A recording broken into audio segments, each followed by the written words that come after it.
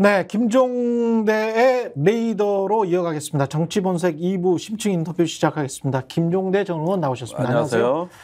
예, 이원석 전이 아니죠. 이원석 검찰총장이 디올백 수수 의혹 관련해서 신속 수사를 지시를 했는데 이것도 이거지만 또 이제 대북 송금 의혹도 빨리 맞춰라 내 임기 전에. 네.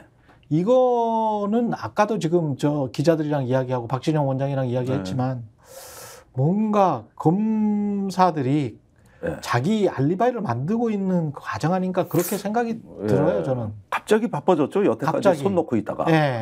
공수처도 바빠지고 검찰총장도 바빠지고.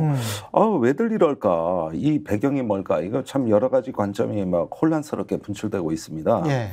일단은 디올백 수사에 대해서는 지금 검사 3명이 파견됐는데 이 수사팀이 꾸려졌단 말이에요. 근데 특수부, 반부패 수사부 이런 데서 왔더라고요. 그래서 이게 무슨 의미냐. 일단은 저는 김건희 여사에 대한 소환 조사는 임박했다고 봅니다. 이거는 소환을 안 할 수가 없는 형국으로 가고 있는 건 맞아요. 근데 이게 일종의 물타기 수사냐 아니면 진짜 수사냐. 요 대목에서 야권도 시각이 혼란스러운 거 아닙니까? 가지고 있는 거 아니에요? 근데 이렇게 거창하게 꾸렸다면은 일단은 꾸린 체면 뭐 칼을 뽑았으면 무라도 베야 될 거 아니에요. 그러니까 그냥 아무 일 없이 넘어가지는 않을 것 같고 일각에서는 이 디올백 수수 의혹을 할 때 주가 조작 부분도 조사가 같이 될 거다. 그렇게 이런 이야기까지 나오니까 뭐라도 베기는 베야 돼. 신용이라도 해야 된다고요. 안 그러면은 이걸 한 의미가 없어요. 그래서 저는 조금 일견 진척은 되는데 이게 무슨 얘기냐면은 우리가 백신 맞으면 며칠 아프다고. 그렇죠. 일 나가기 힘들고. 그러니까 그런 정도 아픔을 주는 거 아니냐. 결국에 가선 궁극적으로 특검 방어용 수사. 우리가 이렇게 하고 있다. 또 일견 수사하고 있다. 이런 식으로 해가지고 모든 궁극적인 하나의 그 목표, 하나의 어떤 그 종착역은 결국 특검에 대해서 방어하기 위한 검찰의 약간의 분발? 특검을 막기 위해서? 이런 쪽이 아니겠냐. 이런 어떤 큰 그림은 그렇게 그려져요. 왜냐하면 시점 자체가 총선 이후란 말이죠. 그러니까 총선 전에 진즉할 수 있었던 건데 그럼요. 디올백 수수 같은 경우는 6개월 전이었고 주가 조작 같은 경우는 한참 전의 사건이고 검찰이 지금 홀딩하고 있는 것도 몇 년 동안 홀딩하고 있는 거잖아요. 김건희와 관련해서는. 근데 이 시점이 너무 이상하고 그 시점이 어떻게 보면 이재명 민주당 당대표의 어떤 사법 리스크가 그 이전에 존재해 왔었잖아요. 그리고 수사가 거의 끝나서 재판으로 넘긴 것들도 있고 수사가 아직 되고 있는 것들도 있고 대북 송금 의혹 같은 경우는 그렇고 이것과 뭔가 맞추려고 하는 거 아닌가? 그러니까 이거를 먼저 뭐 이렇게 성동격서처럼 이거 탁 틔우고 그 다음에 앞으로 한 일주나 한 달 안에 이재명 당대표와 관련해서 뭔가 있어. 그래가지고 이거를 좀 띄워. 재판이 있건 뭐가 있건. 근데 검찰은 그 일정은 굉장히 잘 알잖아요. 그럼 검찰 수뇌부에서는 그런 어떤 정치적인 알리바이 그리고 스케줄을 혹시 정치권이나 대통령과 교감하고 있으면서 이거 짠 거 아니냐. 저는 어젯밤부터 자꾸 시점에 관해서 이게 꽂히는 거야. 왜 지금이지? 그러니까 이런 모든 방향타는 내일 모레 있을 대통령 기자회견을 보면 어느 정도 큰 방향은 이제 드러날 것 같아요. 대통령이 이 문제에 대해 가지고 질문을 받을까? 김건희 여사 건, 최상병 건 무조건 나오기는 받을까? 나오겠지. 근데 그냥 이상하게 대답하지 않을까요? 그러니까 자 이걸 보시죠. 지금은 특검으로 몰아치는 데 대해 이 정권은 수세 국면이고 수성전입니다, 지금. 성문 국회 거러장보고 지금 사수 수성을 하는 거거든요. 그렇다면은 1차적으로 공격은 시간이 끌면 공격자가 이제 지친다고. 시간 끌기 어떤 용 메시지가 나갈 거다. 예를 들어서 뭐 검찰이 수사하고 있습니다. 지켜봐야죠. 최상병 건 공수처가 수사하고 있습니다. 지켜봐야죠. 그때 가서 마음에 안 들면 그때 가서 특검 얘기를 하는 것이 순리지. 하고 있는데 왜 특검 얘기냐 이거예요. 그게 하고 지금 있는데. 그게 지금 여권에서 계속 하는 이야기잖아요. 그렇습니다. 국민의힘에서. 예. 그러면 검찰 공수처 한 걸 다 결과를 보고 그때 가서 특검을 내놓든지 말든지 해도 늦지 않은 걸 왜 법리적으로 이런 부분을 일탈하냐. 이거 굉장히 입법 폭격주자, 입법 독재고 이런 거다. 이러니까 이 얘기를 하고 싶은 거 아니야, 대통령. 그렇죠. 그러면은 안 받겠다는 또 아니에요. 그렇죠. 받겠다도 아니에요. 네. 그러나 일단은 지금은 할 수 없는 이 사법 과정이라는 게 있으니까 네.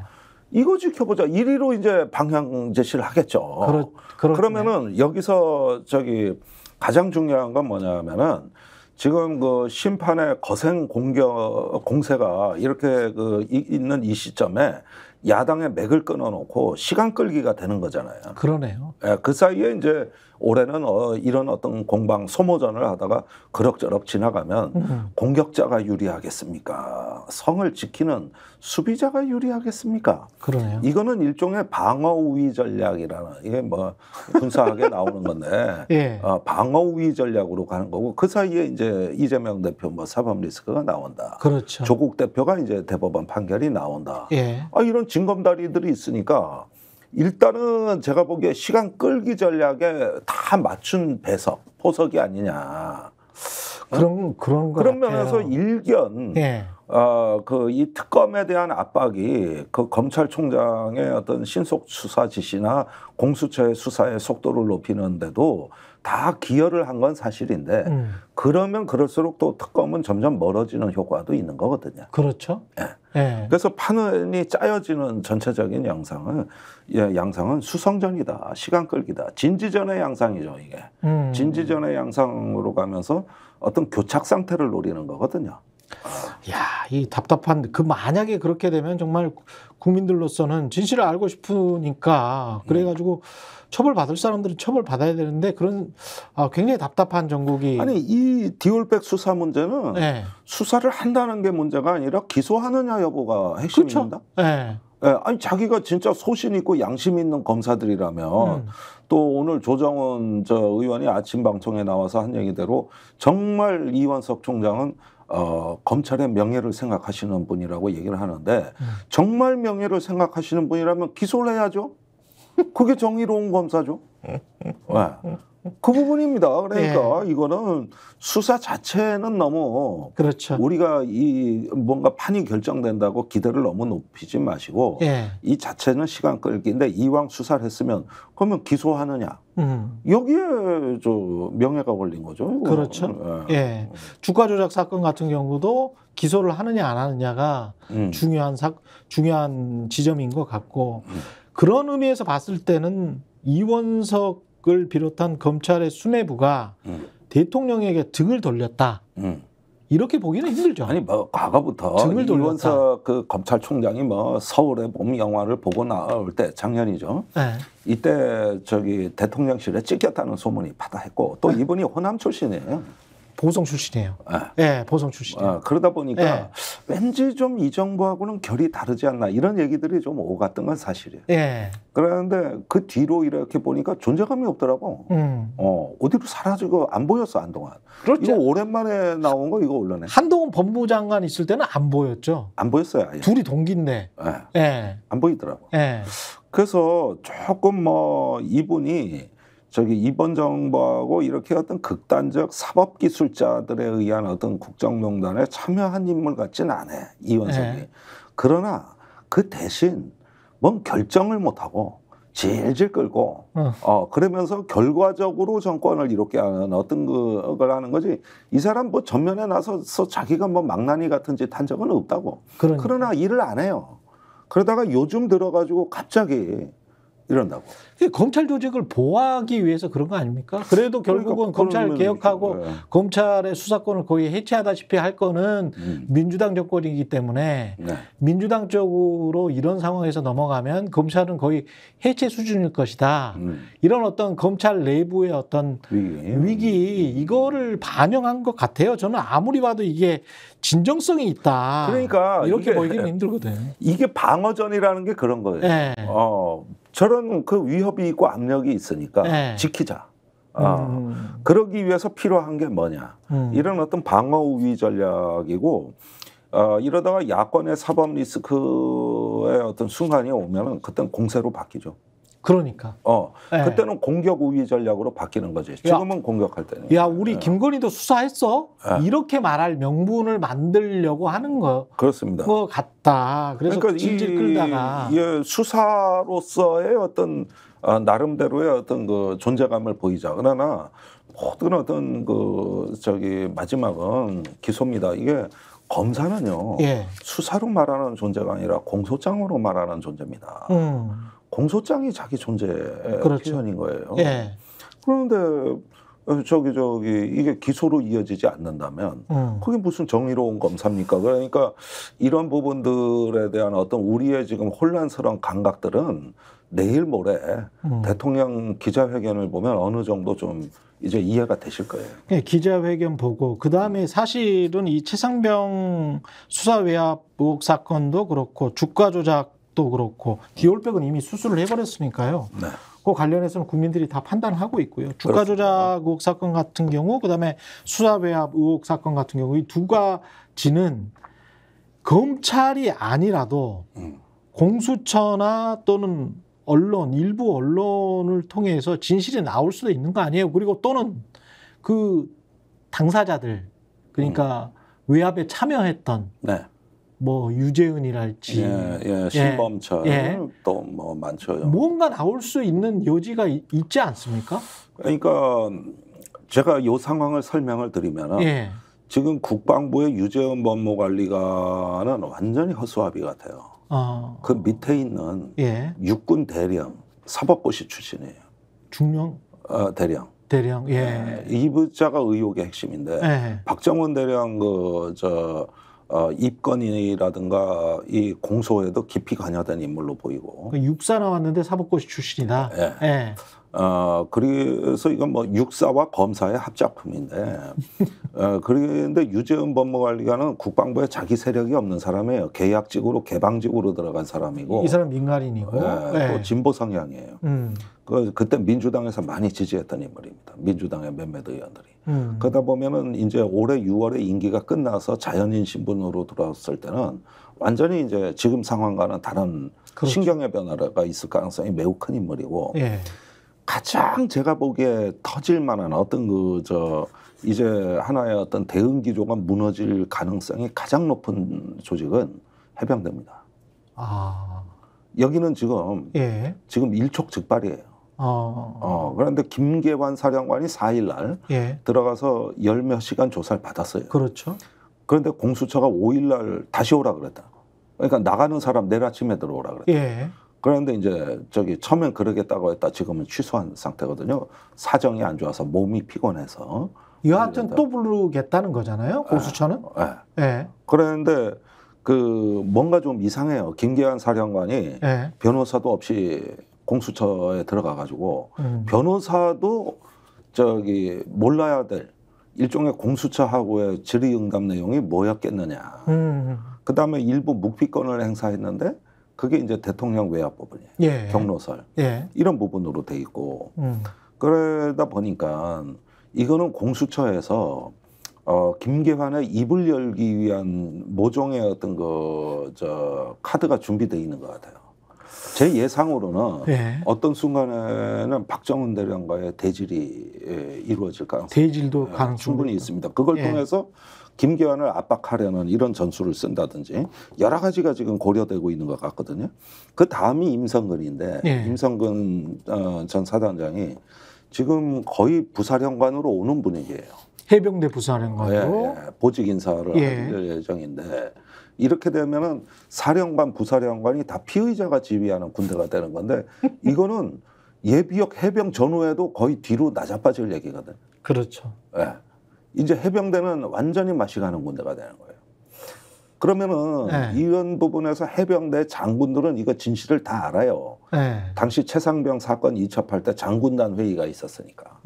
거기서 그 사령관랑 박정훈 대령 장군들이 호텔에서 술도 먹으면서 얘기도 하고 장군단 회의도 하고 아는 사람이 너무 많습니다, 지금. 그러니까 정문공보실장 원스타가 이미 박정훈 대령 재판에서 김계환 사령관한테 불리한 증언을 했습니다.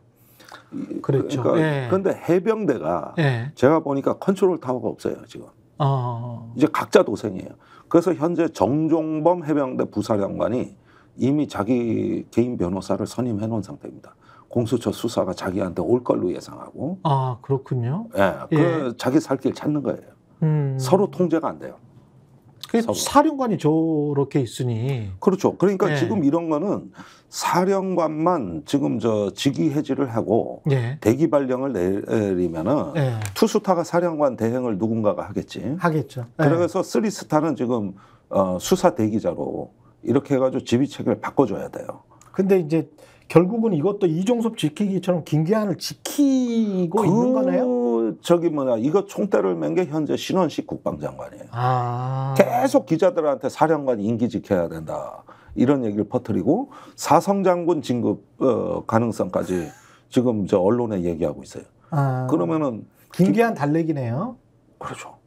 지금 저기 해병대에서 사성장군 직급 대상자는 김계한 사령관밖에 없습니다. 근데 사실은 참 언론도 어처구니가 없는 게 지금 저 김종대 의원님이 워낙 이 사안을 잘 알고 계셔서 이런 말씀을 술술술 하실 수 있는데 제가 그 기자라면 대통령 경로설의 해병대 사령관 묵비권 행사 이거는 어마어마한 헤드라인이거든요. 이거 팩트 자체가 이거 팩트잖아요. 아니 언론에는 부인했다고 기사가 부인했다가 나와 있죠. 제가 아는 진실과 달라요. 그렇죠. 이게 지금 저 부인했다는 것과 달리 만약에 지금 저 김종대 의원님이 말씀하신 그게 맞다면 이거는 엄청난 기사거든요. 그러니까 묵비권 행사했다는 건 사실상 지금 인정했다는 거잖아요. 공수처가 200쪽에 달하는 질문서를 준비하면서 그 해병대 어떤 그 장군이라든가 박정훈 대령이라든가 또는 어떤 국방부의 여러 어떤 그 저기 진술이라든가 이거를 들이댈 거란 말이야. 아니면 대질 신문이라도 해서. 그렇죠. 그러니까 해병대 사령관이 버틸 수 있는 방법은 묵비권밖에 없어요. 그렇지. 그러면은 들은 사람들이 너무 많구나. 왜 그러냐? 여기서 어떤 진술이라도 나와 버리잖아요. 만약에 뒤집히면은 해병대 사령관 무슨 문제가 생기냐 하면은 박정훈 대령 재판에서 위증을 한 위증 모해가 기다리고 있어요. 그러니까 지금 사령관은 모해 위증죄? 사령관은 이미 군사재판에서 위증을 한 것이 되기 때문에 대통령 외압 없었다. 경로 들어본 적 없다. 자기가 지시해서 박정훈 대령 이첩보류를 중지하라고 했다. 이거 다 위증이 되는 거죠. 지시한 사람은 자기가 아니라 이종섭 장관이고 그걸 전달한 게 유재훈 신범철이고 이렇게 되고 자기는 전달만 했을 뿐인 거잖아요. 이게 진실이잖아요. 그 윗선을 가리려고 자기가 지시했다 그러는데 이거 위증이 돼버리죠. 그다음에 대통령 경로 들었는데 안 들었다고 위증한 게 되잖아요. 그러면은 현직 사령관이기 때문에 구속은 못 시키겠지만 그 군 검찰 공수처가 국방부 장관 찾아가서 구속영장 제시하면서 장관의 사인을 받아야 되거든. 군사 체계상. 그러면서 구속시키겠다고 들어갈 가능성도 있어요. 그러니까 지금 김계한 사령관은 이미 루비콘강을 건넜어. 그러면 지금 사는 방법은 뭐냐? 대국민 사과를 하고 이런 부분에 대해서 자기가 먼저 고백하고 나서면서 선처를 호소하는 방법밖에 없어요. 그것도 아니라면 지금 차마 현직 사령관으로 그러면 사방이 막혀 있으니까 묵비권이죠. 그러네요. 이렇게 될 수 있는 거예요. 그러니까 얼마나 지금 해병대가 지금 이 상태에서 이런 지휘관의 지휘를 받고 있는 군대라는 게 아찔한 겁니다. 이게 제가 보기엔 이 국가 기동군이 그다음에 유사시에 적진에 침투하는 상륙부대가 지금 이런 실병들이 이런 처지에 놓여 있다는 게 아찔한 얘기지 이게. 현행 작전을 하는데. 그래서 이게 일촉즉발이라는 거예요. 그러면은 물론 이번에 대통령이 거부권 행사를 하잖아요. 그 특검에 대해서 거부권 행사를 하면서 공수처 수사하고 있는데 그러면은 저기 뭐냐 그거 보고서 특검 하지. 그리고 저기 지금 받으면 공수처 수사하고 있는 건 중지되고 다 특검으로 가는데 그럼 준비하는데 뭔 진상규명이냐. 이게 여당 의원들이 하는 얘기예요. 대통령은 그 말도 못해. 그 말은 맞는 말이야. 그러니까 이 국민의힘 의원들이 멋모르고 지금 진실을 떠드는 거예요. 예. 그 말은 맞는 얘기지. 예. 그러니까 요 공수처가 마지막 힘을 내는 부분은 우리한테 필요한 부분이라니까. 특검은 특검대로 가더라도. 예. 이건 지금 굉장히 중요한 순간이에요. 지금. 예. 이 기자회견 그리고 그 전후에 벌어질 그 최상병 수사외압 의혹 사건에 관한 진실 규명의 작업들 이거 정말 면밀하게 지켜봐야 되겠습니다. 그렇습니다. 예. 예. 이후에 공수처에서 벌어질 일들을 예. 좀 보시되 나는 해병대는 이미 가루가 됐다. 지금 정상적인 그 기능이 작동 못한다. 완전히 가루가 됐다. 물론 예하부대, 대대, 소대, 중대에서는 열심히 훈련하고 열심히 경계하고 우리 해병대는 훌륭하게 지키고 있어요. 그러나 지휘체계에서 문제가 생겨요. 보수가 이럴 일이냐고. 보수는 본인들 자랑이 국가안보잖아. 국군 통수권자가 예. 대통령의 임무가 국가 안보에 있어 만전을 기해가지고 그러니까요. 이 법과 령이 서하는 군대를 지켜야 되는 게 대통령의 기본 책무인데 그렇죠. 그걸 파괴해? 그러니까. 그러니까 해병 전후회장, 중앙회장이 이상훈 회장이 4월에 교체하라고 요구했던 거 아닙니까? 사령관 사단장 다. 저 임성근까지. 근데 그게 지금 현역들한테 그런 게 안 들렸겠어요? 다 알지. 다 알죠. 그럼 얼마나 그 사령관을 신뢰를 할 수 있겠어요? 네.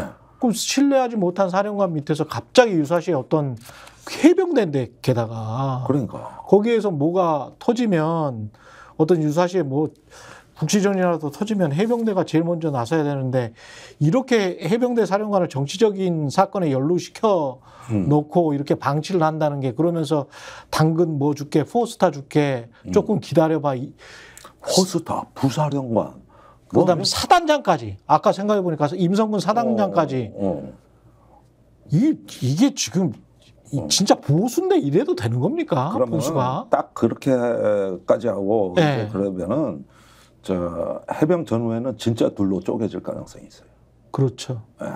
지금까지는 일부 젊은 예비역들 중심으로 네. 별도 단체를 만들어 저렇게 싸우고 있지만 이건 전후에도 이제는 좀 심각한 상황이에요. 네. 그러니까 우리가 해병대가 이렇게 분열된다는 걸 들어보신 적이 있습니다. 옛날부터 거긴 단결이 잘 되는. 그렇죠. 무조건 단결했잖아요. 네. 이렇게 분열됐다는 얘기는 난 처음 듣는데. 대통령 참 대단하십니다. 어떻게 보면. 그리고 윤석열 대통령 대단하죠. 기자회견은 네. 아예 듣고 보세요. 전부 시간 끌기에 맞는 전략으로 갈 거예요. 나는 특검 반대하는 거 아닙니다. 그러나 왜 지금입니까? 이런 식으로. 저기 공수처가 하고 있고 민주당이 공수처 만들었고 이런 거 하라고 만든 조직인데 거기서 하고 있는데 이러면서 그런데 그게 시간 끌기 전략인데 공교롭게도 네. 그걸 듣는 그 해병대 사령관이나 이제 공수처 입장에서는 더 열심히 하라는 소린가 아니면 뭐 수사 잘 받으란 얘기인가 이제 그러면서 굴러갈 수밖에 없어. 그건 그렇죠. 맞아. 공수처가 해야 하는 건 맞고 그러니까 의외에 또 다른 소득이 나올 수도 있는 거죠. 그러니까 이미 정권은 딜레마 상황에 처해가지고 그렇죠. 받아도 문제 안 받아도 문제. 특검은 안 받고 그리고 공수처가 수사해서 뭔가 지시를 밝혀내면 그걸로 또 끝인 거죠 뭐. 그걸로도 그러면 나중에 이제 그 대통령실 때문에 특검을 해야 되는 거거든요. 공수처가 해병대 국방부는 잘 수사할 수 있습니다. 그러나 그 사람들 종범이지 주범이 아닙니다. 그렇죠. 누구냐 대통령실이 몸통이란 말이에요. 그걸 위해서 나중에 특검은 또 필요할 수도 있는 거죠. 예, 여기까지 듣겠습니다. 김종대 전 의원이었습니다. 고맙습니다. 감사합니다. 예, 최근의 정치본색 오늘은 여기까지고요. 내일 다시 뵙겠습니다. 고맙습니다. TV의 정치본색. 다시 제가 말씀드리죠. 구독, 좋아요, 사랑입니다.